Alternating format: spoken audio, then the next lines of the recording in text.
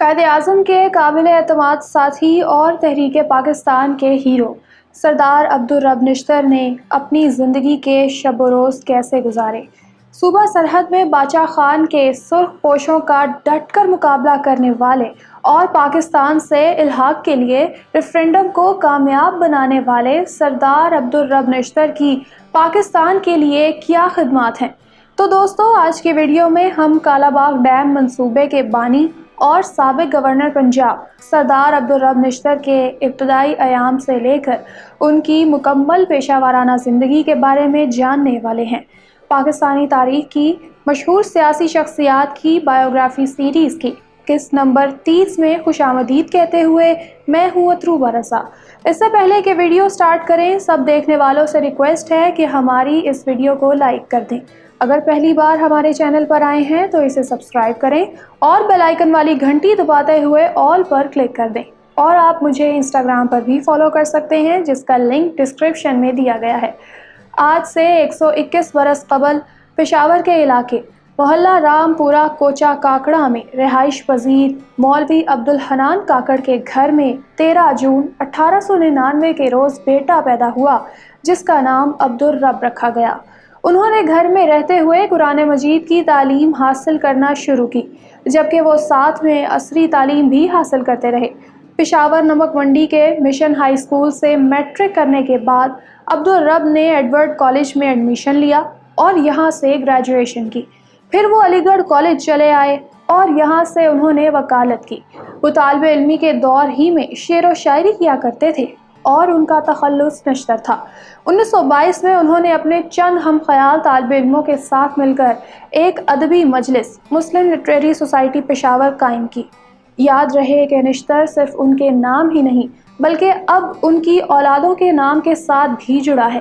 یاد رہے کہ وزیر اعظم عمران خان کی کابینہ میں شامل ڈاکٹر ثانیہ نشتر سردار عبدالرب نشتر کی پوتی ہیں۔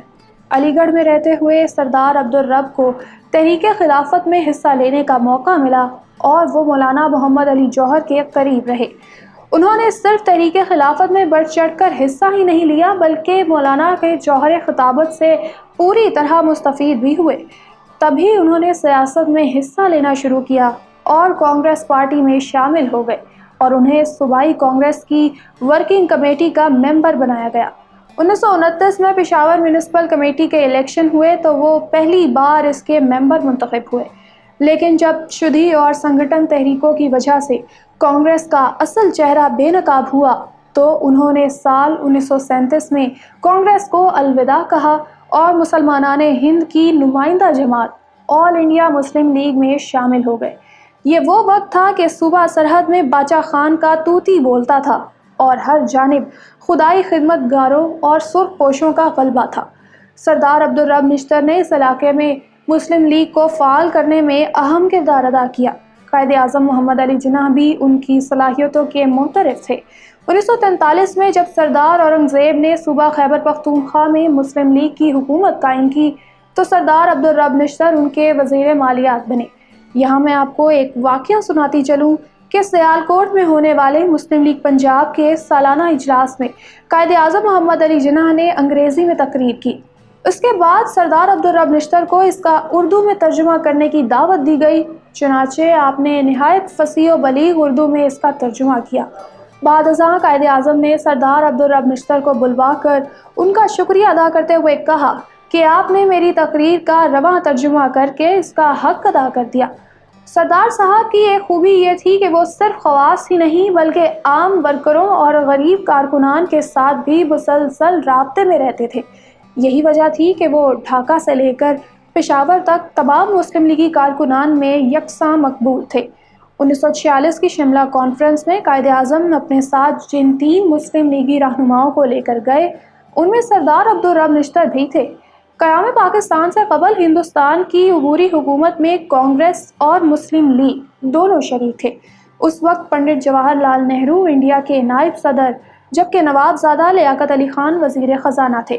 تب نہرو کیبنٹ میں سردار عبدالرب نشتر ہندوستان کے وزیر مواصلات تھے۔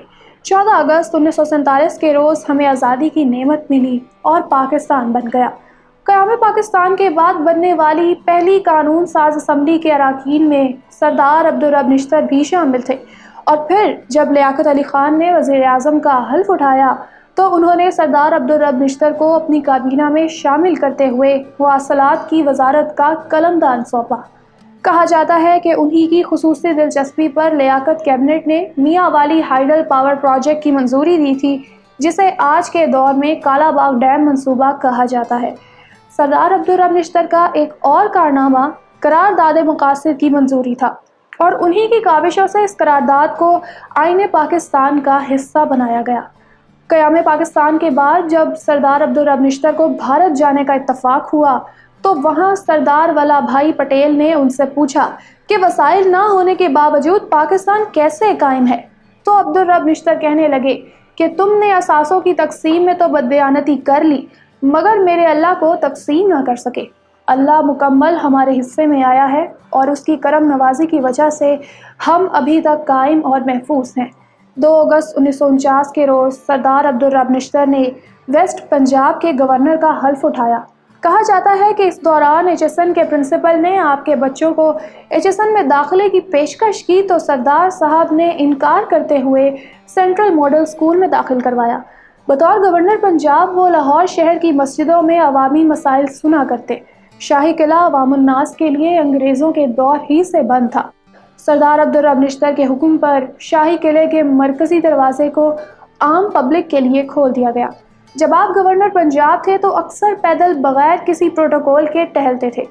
एक शख्स एक दिन आपके साथ हो लिया, देखा कि चमक दमक तो सरदार अब्दुर्रब निश्तर जैसी है। वो कैसे ख्याल कर सकता था कि पाकिस्तान के सबसे बड़े सूबे का गवर्नर बगैर किसी प्रोटोकॉल के पैदल चल रहा है।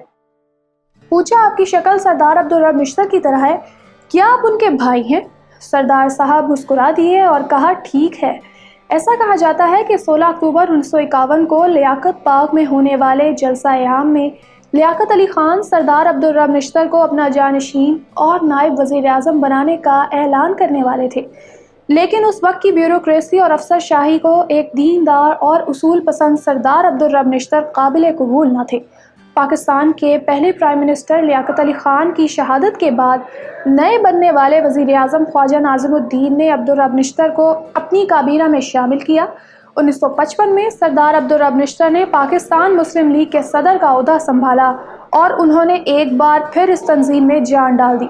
कायद-ए-आज़म के दीरीना साथी और तहरीक पाकिस्तान के अजीम रहनुमा सरदार अब्दुर्रब निश्तर ने 14 फरवरी 1958 की सुबह कराची में वफ़ात पाई। शाम 4:30 बजे जहांगीर पार्क में मौलाना एहतशामुल हक थानवी ने उनकी नमाज जनाजा पढ़ाई और मादरे मिल्लत मोहतरमा फातिमा जिन्ना के कहने पर उन्हें कायद-ए-आज़म और लियाकत अली खान के पहलू में आसूदाए खाक कर दिया गया। मैं उम्मीद करती हूँ कि आज की वीडियो आपको पसंद आई होगी। अगर आप साबिक वज़ीर आला बलूचिस्तान नवाब अकबर बुगटी की बायोग्राफी जानना चाहते हैं तो यहाँ ऊपर क्लिक करें।